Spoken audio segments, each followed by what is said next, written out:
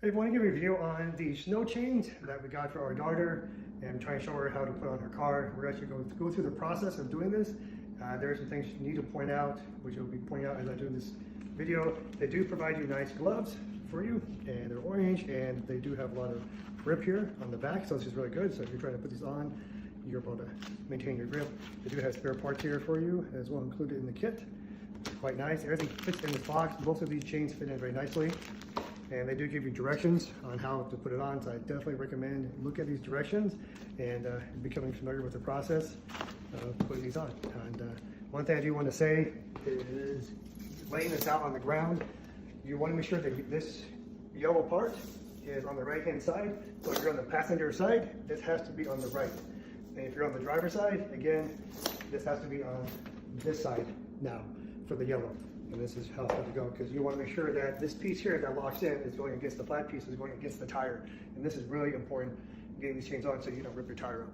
Let's go through the process of getting it on. And what we're going to do is we're going to feed the yellow part through from the left to the right.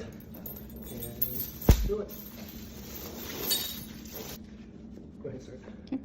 Okay, once you get it pulled through under the tire, the chains will get kind of bunched up, so you definitely want to get them unbunched again and laid out, so it makes the process to go a lot simpler onto the tire. And of course, these cables here are going to go behind the tire, and they're going to clip on to this little hook here, like so.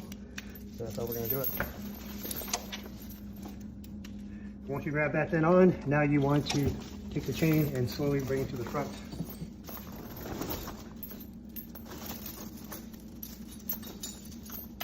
Once you get it on, you might want to start is take this and hook it up like so onto this hook. So now it stays hooked as you are readjusting your chain on your tire. So this makes it a lot simpler to do.